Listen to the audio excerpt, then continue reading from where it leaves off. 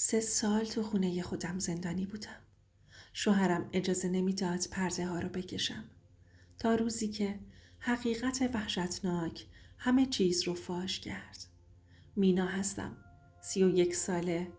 از بچگی یاد گرفتم سکوت کنم تا دعوا نشه. تا آرامش بمونه. شاید همین باعث شد وقتی با امیر آشنا شدم اون سکوت رو با عشق اشتباه بگیرم. امیر مردی بود، خوش لباس، مؤدب، با یه نگاه نافذی که انگار میفهمید چی میخوای بگی قبل از اینکه حرفی بزنی. توی مهمونی خانوادگی باهاش آشنا شدم. گفت عاشق آرامشم شده، ولی نمیدونستم اون آرامشی که میخواست یعنی اینکه ساکت بمونم، حرف نزنم، سوال نپرسم. 6 ماه بعد ازدواج کردیم.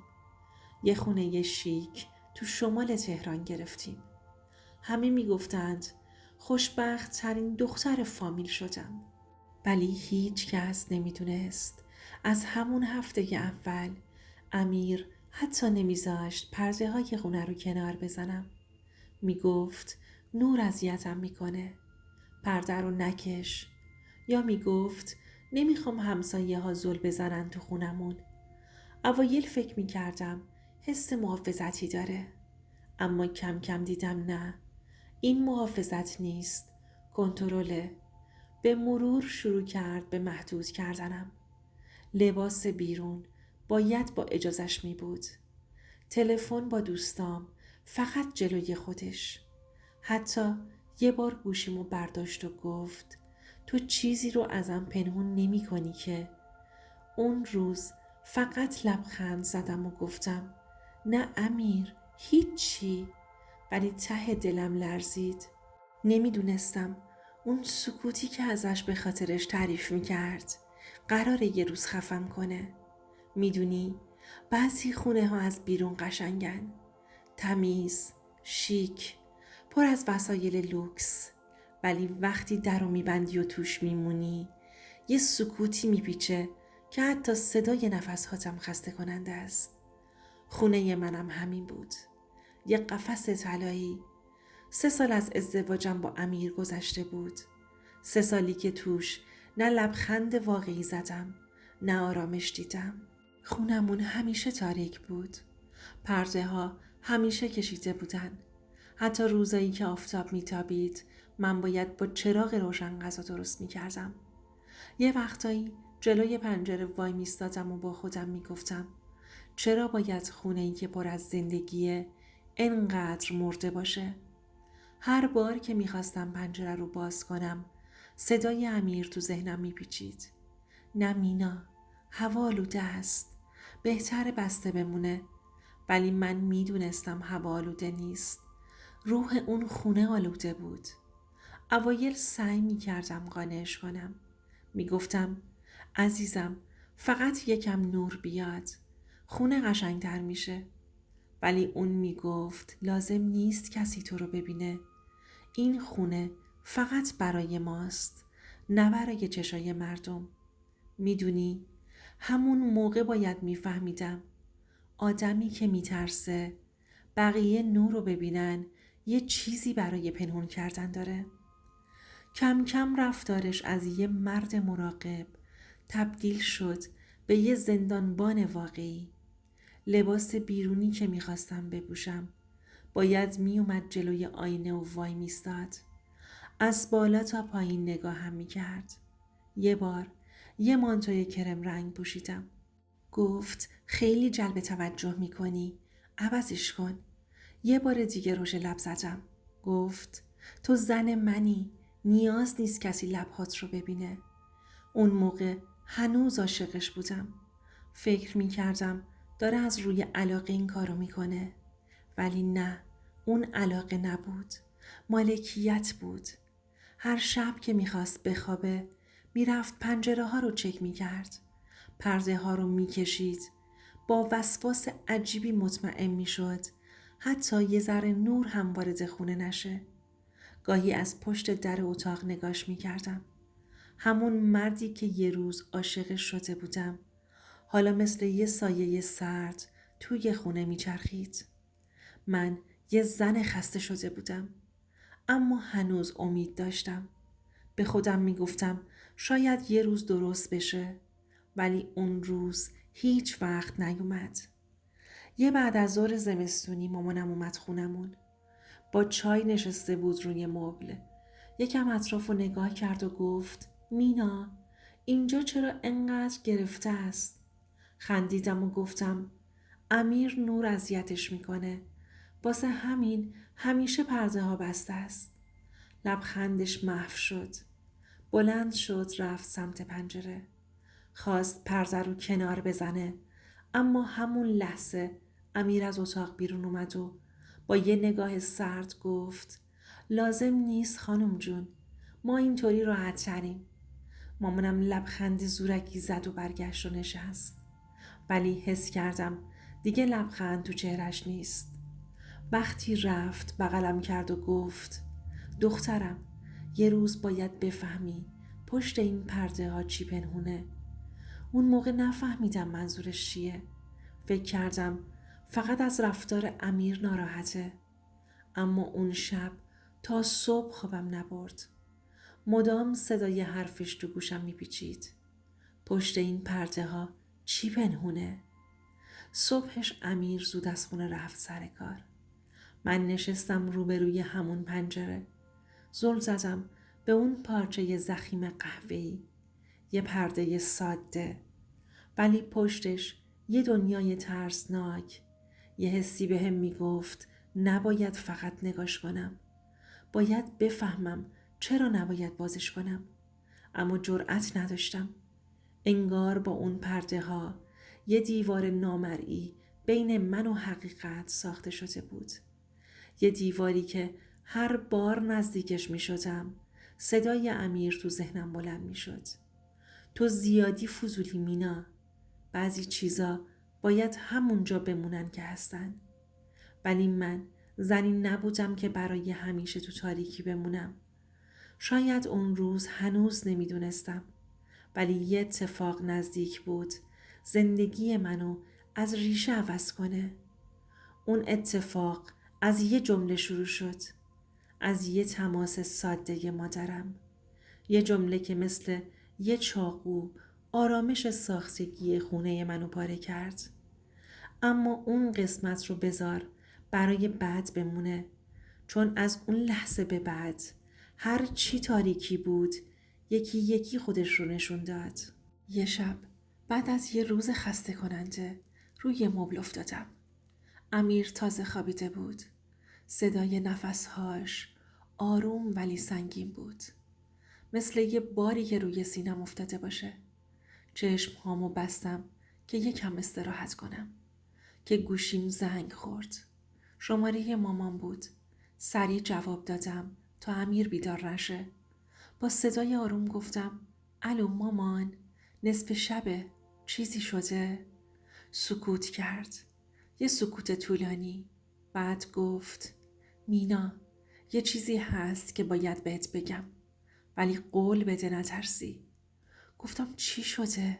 صدات میلرزه. گفت یه روز که امیر نیست پرده ها رو عوض کن. اول خندیدم. واقعا خندیدم. فکر کردم شوخی میکنه. گفتم مامان، مگه چی شده که بخوام پرده هامو عوض کنم؟ امیر که به فهم دیوونه میشه. با لحن جدی گفت قول بده، فقط یه بار این کارو بکن. هر چی دیدی سکوت نکن. اون جمله آخرش یه جوری بود، انگار یه هشدار بود، نه یه نصیحت. نفسم تو سینم حبس شد. گفتم چی میخوای بگی؟ چیزی میدونی؟ گفت نه دخترم، فقط یه حس مادرانه است. یه چیزی تو اون خونه بوی بدی میده، بوی ترس، بوی پنهونکاری. اون شب تا صبح خوابم نبرد. به سقف زل زده بودم. هر ثانیه صدای مامان تو گوشم میپیچید. پرده ها رو عوض کن. هر چی دیدی سکوت نکن. صبح امیر با تلفن حرف میزد. گفت باید بره شهرستان برای 2 روز. همون موقع یه چیزی توی دلم میگفت الان وقتشه. ولی قلبم تند تند میزد. ترس داشتم. نه از اینکه کار بدی کنم. از اینکه شاید یه چیزی پیدا کنم که دلم نخواد بدونم. وقتی رفت با احتیاط درو بستم. چند لحظه وایستادم وسط سالن. سکوت مطلق بود. همه چی عادی به نظر می رسید. ولی یه حس سنگین توی فضا بود. انگار خونه خودش نفس می کشید. رفتم سمت پنجره بزرگ سالن. همون پرده زخیم قهوه‌ای که 3 سال تموم نور رو بلعیده بودن. دستمو گذاشتم روی پارچه. انگشتام می لرزید. یه لحظه امیر تو ذهنم ظاهر شد. با اون نگاه سرد و صدای خشکش که می گفت پرده رو نکش مینا، همین جوری خوبه. ولی این بار کشیدم. با تمام قدرتم کشیدم. یه لحظه نور تیز آفتاب زد تو چشمام و بعد چیزی دیدم که قلبم وایستاد. دقیقاً روبروی 2 قاب پنجره زیر میله ها یه روزنه کوچیک داشت. از اون فاصله یه برق ریز مثل انعکاس شیشه دیدم. اول فکر کردم خیالاتی شدم. رفتم جلوتر نگاه کردم و دیدم یه لنز کوچیک بین 2 قاب پنجره پنهون شده. یه لحظه بدنم یخ کرد. یه دوربین بود. دوربینی که مستقیم سمت پذیرایی و آشپزخونه بود. سمت همون پنجره‌ای که 3 سال هیچ وقت اجازه نداشتم بازش کنم. با ترس برگشتم سمت اتاق خواب. اونجا هم یه پنجره بود با همون پرده ها. پرده رو کنار زدم و باز هم همون برق لعنتی. یه دوربین دیگه. نفس نمیتونستم بکشم. اشکام بی صدا سرازیر شدن. توی ذهنم 1000 تا سوال میچرخید. کی اینا رو گذاشته؟ چرا؟ از کی داره ضبط میشه؟ رفتم سمت میز کار امیر. لپتاپش همیشه رمز داشت ولی یادم بود. چند بار رمز رو جلوی من زده بود. رمز رو وارد کردم. صفحه باز شد. یه فولدر بود به اسم تاریکی. بازش کردم. صحنه هایی ظاهر شد که حتی از کابوس هم بدتر بودن. تصاویر من در حال آشپزی، در حال لباس پوشیدن، گاهی خوابیدن، حتی وقتی تنها بودم. همه چیز ضبط شده بود. یه جیغ خفه از گلوم در اومد. حس می کردم کل وجودم کثیف شده. اون نور آفتاب روی صورتم دیگه گرم نبود. می سوخت. تا چند دقیقه فقط نشسته بودم و به صفحه زل زده بودم. تو هر فیلم فقط خودم رو می دیدم. ولی انگار یه غریبه بودم. یه زن خاموش، اسیر که فکر می کرد شوهرش ازش محافظت می کنه. در حالی که اون ازش فیلم می گرفت. ناخودآگاه زدم زیر گریه. صدام بلند شد. ولی خونه ساکت بود. هیچ کس نبود. فقط دیوارهایی که شاهد بودن و حرف نمی زدن. بعد از چند دقیقه رفتم توی بالکن. به آسمون نگاه کردم. نمیدونم چرا. ولی تو اون لحظه فقط یه چیز از خدا خواستم. خدایا نذار من سکوت کنم. نذار مثل همیشه ببخشم و فراموش کنم. برگشتم داخل و لپتاپ رو بستم. روی مبل نشستم. صورتم رو تو دستام گرفتم. مامانم راست میگفت. پشت اون پرده های راز بود. یه رازی که نه فقط زندگی منو بلکه اعتمادم به همه رو از بین می برد. به هر صدایی حساس بودم. هر تیک تاک ساعت برام مثل تپش قلب بود. هر بار صدای آسانسور می اومد می ترسیدم. امیر برگشته باشه. صبح گوشی رو برداشتم و زنگ زدم به مامان. با گریه گفتم مامان حق با تو بود. گفت چی شده دخترم؟ گفتم پرده ها رو خواستم عوض کنم. ولی یه چیزی دیدم که آرزو میکنم ای کاش هیچ وقت ندیده بودم. مامان سکوت کرد. فقط صدای نفس همو میشنید. بعد گفت نترس. حالا دیگه وقتشه خودتو نجات بدی. اون روز فهمیدم بعضی وقتا مادرها چیزی رو حس میکنن که چشم نمیتونه ببینه و من تازه فهمیدم که توی اون خونه هیچ وقت تنها نبودم. اما این فقط شروع سقوط بود، چون امیر قرار بود زودتر از اون چیزی که فکر میکردم برگرده و من باید تصمیم میگرفتم فرار یا مقابله. از وقتی اون فایل ها رو دیدم دیگه هیچ چیزی مثل قبل نبود. نور آفتاب که همیشه عاشقش بودم برام ترسناک شد. احساس می کردم همه جای چشم داره نگاهم میکنه. یه حس بیقراری تو وجودم افتاده بود که نمیذاشت یه لحظه آروم بگیرم. هر بار از کنار لپتاپ رد می شدم صدای خودم تو ذهنم پخش می شد. یه تیکه از فیلم ها جلوی چشم می اومد. لباس عوض کردنم، نشستن پشت میز، خندیدن مصنوعیم. انگار یه نفری توی سایه همیشه داشت منو میدید و من حتی نمیدونستم. اون روز زمان برام کش اومده بود. به ساعت نگاه میکردم. فقط 2 بعد از ظهر بود. قرار بود امیر فردا برگرده. ولی یه حسی ته دلم میگفت ممکنه زودتر بیاد. دلم میخواست همه چی رو از بین ببرم. میخواستم اون فیلم ها رو پاک کنم. دوربین لعنتی رو از جا بکنم و بشکنم. اما یه ترس عمیق اجازه نمیداد. میگفتم اگه کاری کنم، اگه بفهمه چی میشه. میدونستم امیر وقتی عصبانی میشه دیگه اون آدمی نیست که بشه باش حرف زد. با صدای زنگ پیام از جا پریدم. پیام ازش بود. نوشته بود تا 2 ساعت دیگه میرسم. قلبم افتاد. دستم یخ کرد. یعنی الان که همه چی رو فهمیدم شروع کردم به جمع کردن وسایل. یک کیف کوچیک برداشتم. مدارک و گوشی و یه دست لباس گذاشتم توش. میخواستم برم خونه مامان. ولی یه چیزی منو نگه داشت. یه حس عجیبی که میگفت باید باهاش روبرو بشی. باید بگی. باید فریاد بزنی. رفتم جلوی پنجره. دوباره به اون لنز کوچیک زل زدم. چقدر سرد و بیرحم بود. انگار داشت به من لبخند میزد.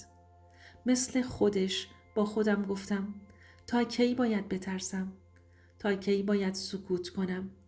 یک کاغذ برداشتم و روی اون نوشتم. من فهمیدم. همه چیز تموم شد. کاغذ رو گرفتم جلوی همون دوربین. چند ثانیه نگهش داشتم. نمیدونم اون لحظه از روی شجاعت بود یا جنون. ولی یه آرامش کوتاه حس کردم. مثل وقتی که بالاخره تصمیم میگیری به جنگی. صدای در اومد. قفل چرخید. امیر زودتر برگشته بود. صدام تو گلوم گیر کرده بود. دلم میخواست فرار کنم. ولی پاهام یخ زده بود. در باز شد.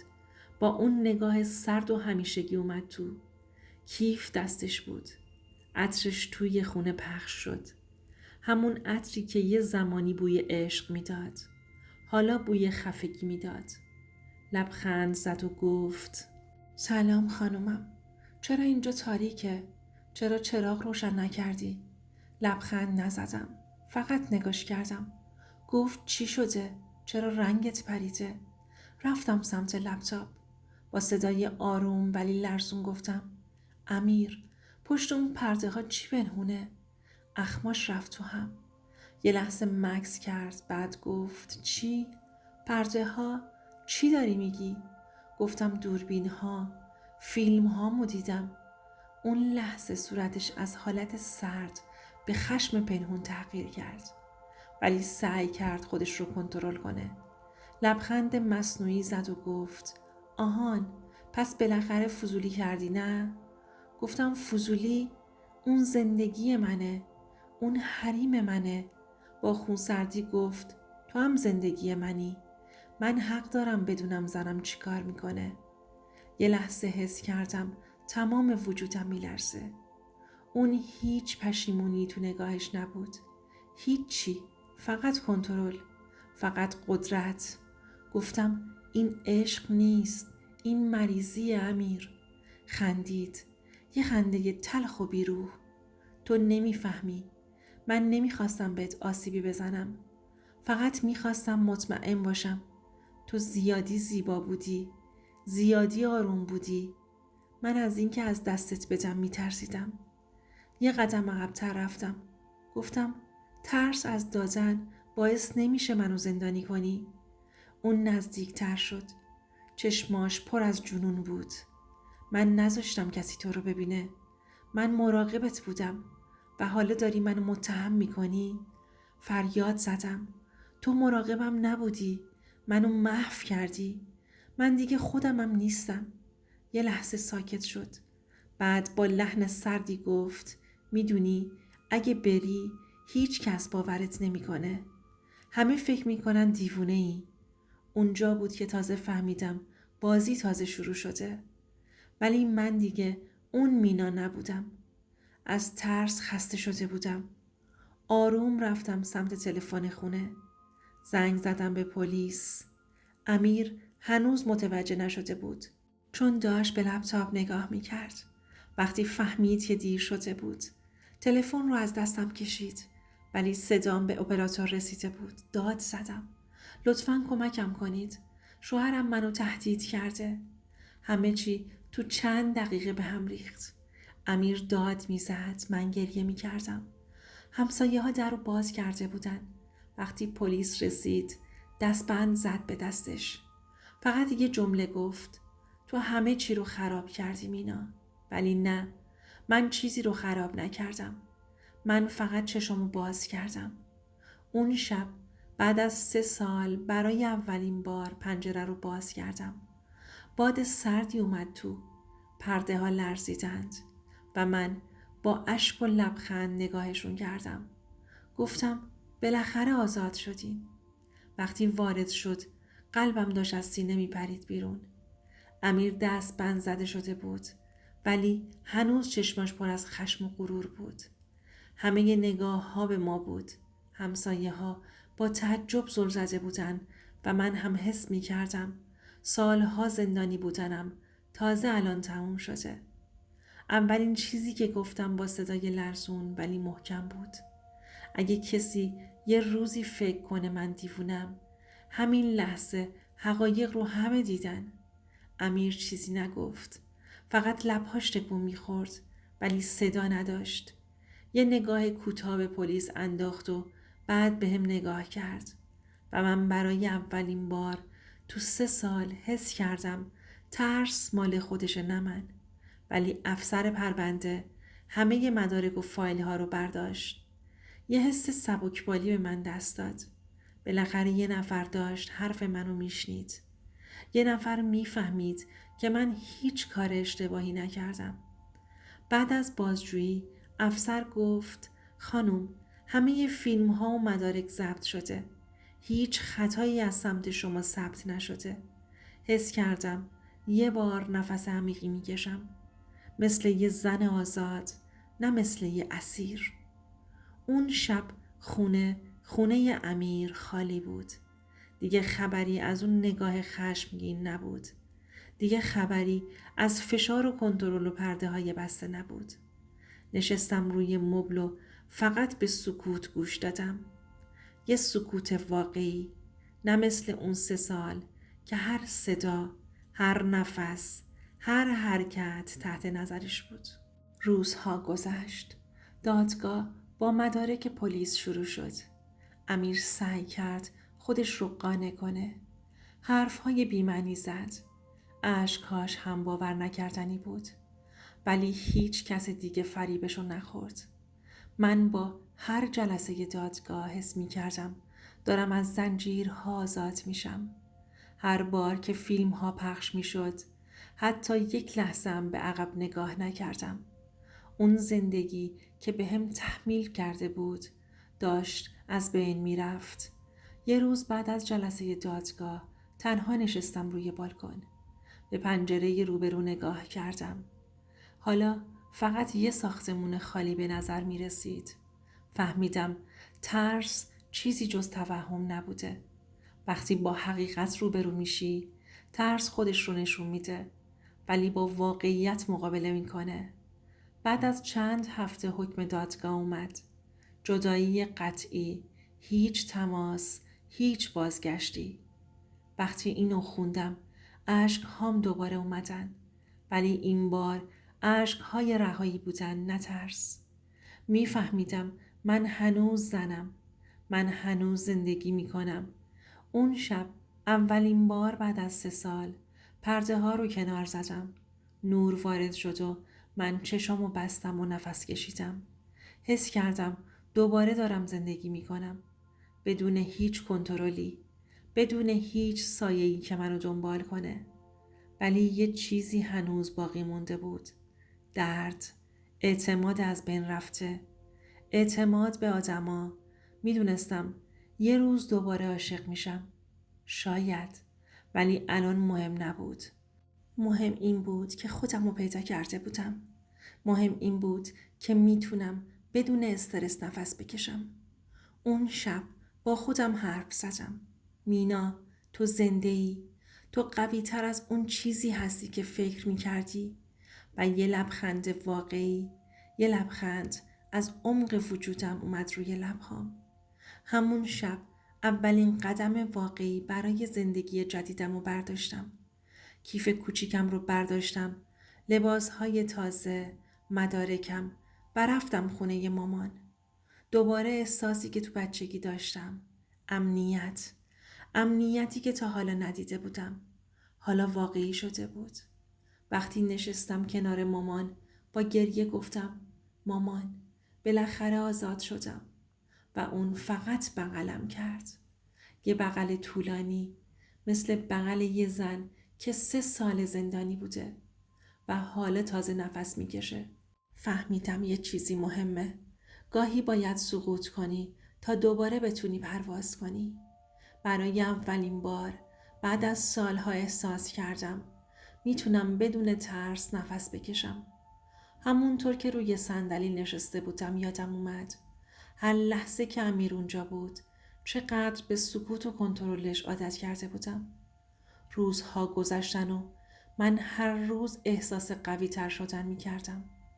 هر صبح با نور آفتاب از خواب بیدار می شدم. پرده ها رو کنار می زدم و نفس می کشیدم. هر روز یه قدم کوچیک برای رهایی، یه قدم کوچیک برای یادآوری، این که من هنوز زنم، نه اسیر، نه مطیع، فقط من خودم بودم. یه بعد از ظهر وقتی روی بالکن نشسته بودم یه حس عجیبی بهم دست داد. دلم میخواست همه چیزو بنویسم. هر چیزی که سالها تحمل کرده بودم. همه ی ترس ها، همه ی گریه ها، همه ی لحظه هایی که فکر میکردم هیچ کس نمیفهمه. گرفتم دفترم و شروع کردم به نوشتن. نوشتن برای من مثل نفس کشیدن بود. هر جمله، هر کلمه یه زنجیر رو از قلبم باز می کرد. ولی هنوز درد اعتماد از بین نرفته بود. هر بار به یاد می آوردم اون نگاه سرد امیر، اون خنده های تلخ و اون دوربین ها. یه لرزه به وجودم می افتاد. فهمیدم آزادی فقط فیزیکی نیست. آزادی واقعی یعنی آرامش ذهنی و اون هنوز کامل نبود. شبها وقتی تنها بودم بعضی صداها تو گوشم میپیچیدن. همون صدای شک و تردید، همون حس ترس که میخواست منو برگردونه به گذشته. ولی هر بار به خودم یادآوری میکردم مینا، تو زنده ای، تو قوی. یه روز تصمیم گرفتم قدم بزرگتری بردارم. رفتم پیش یه از دوستان قدیمیم، کسی که همیشه میدونست پشت لبخندم چی میگذره. باش حرف زدم، گریه کردم، احساس کردم بار سنگینی از دوش من برداشته شده. یه لبخند واقعی، یه درک واقعی، چیزی که هیچ وقت از امیر دریافت نکرده بودم. اون روز فهمیدم بخشش فقط برای امیر نیست، بخشش برای خودمه، برای اینکه بتونم دوباره به زندگی امیدوار باشم، برای اینکه گذشته منو کنترل نکنه. ولی نه، این به معنای فراموش کردن نبود. این به معنای پذیرش و ادامه دادن بود. بعدها وقتی با مامان قدم میزدیم بهم میگفت دخترم، بعضی دردها هیچ وقت فراموش نمیشن، ولی اونا بخشی از تو هستند، نه زندگیت. و من فهمیدم که هر زخم، هر خیانت، هر ترس یه درس بود. درس این که بدونم هیچ کسی حق نداره زندگی منو کنترل کنه.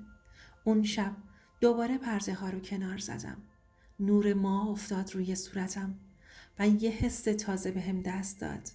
یه حس قدرت و رهایی. میدونستم هنوز مسیر سختیه، ولی حالا دیگه قدم اول رو برداشتم. با خودم عهد بستم که دیگه اجازه ندم کسی حتی فکر کنه میتونه منو محدود کنه. دیگه سکوت نمی کنم. دیگه اجازه نمیدم کسی ترس منو کنترل کنه. و هر بار که فکر میکنم به گذشته لبخند میزنم. چون حالا من انتخاب کردم. حالا من آزادم. رفتم تو آشپزخونه. یه چای درست کردم و نشستم کنار پنجره. دیدن زندگی های بیرون، آدم های خندون، بچه هایی که بازی میکنن، یه حس آرامش عجیب بهم دست داد. یه حسی که میگفت دنیا هنوز قشنگه، تو هنوز قوی، میتونی دوباره بخندی. با خودم گفتم این دفعه زندگی رو برای خودم زندگی میکنم، نه برای امیر، نه برای هیچ کس دیگه. تصمیم گرفتم از نو شروع کنم. رفتم یه کلاس نقاشی، جایی که همیشه دلم میخواست برم، ولی هیچ وقت فرصت نشده بود. هر بار قلم رو به دست میگرفتم، حس میکردم خاطرات تلخ رو روی کاغذ میریزم و هر رنگ یک گام به سمت آرامش بود. دوستان قدیمیم، مامان، حتی همسایه ها همه کنارم بودند. هر بار می دیدنم به هم یادآوری می کردند که ارزش زندگی کردن دارم و من می فهمیدم که عشق واقعی نه کنترل، نه ترس. عشق واقعی احترام و آزادیه. یه روز نشستم و دفترم رو باز کردم. همه اتفاقات، همه دردها، همه ترسها نوشتمشون. نوشتن مثل زخم هامو تمیز کردن بود. یه جورایی کامل، ولی میخواستم پیامم رو به بقیه هم شریک بشم. میخوام بگم اگر کسی هستید که هنوز توی سکوت گریه میکنید، بدونید که تنها نیستید. اگر هنوز تو زندگی کسی گیر کردید، بدونید که آزادی امکان پذیره. و مهمتر از همه خودتون رو دوست داشته باشید. خودتون رو باور کنید. برای من این پایان داستانم نبود. این شروع یه زندگی جدید. یه زندگی که خودم انتخابش کردم. اون روز برای اولین بار بعد از سالها رفتم بیرون، نفس کشیدم. باد روی صورتم خورد و حس کردم زندگی واقعی یعنی همین. آزادی، امید، شجاعت و عشق به خود. وقتی به خونه برگشتم، پرده ها باز بودند. نور وارد می شد و من فقط نشستم و لبخند زدم. فهمیدم بعضی داستان ها تلخه، بعضی ها دردناک، ولی همیشه میتونه با پایان درست، امیدواری و رهایی همراه باشه. دوستان، اگه تا حالا سکوت کردید، گریه کردید، نگران بودید، بدونید میتونید از این تاریکی عبور کنید. ممنونم که تا آخر این داستان همراه هم بودید. لطفاً کانال رو ساب کنید، لایک کنید و نظراتتون رو برام کامنت کنید. با کمک شما میتونیم داستان‌های واقعی و تلخ اما آموزنده بیشتری به گوش همه برسونیم.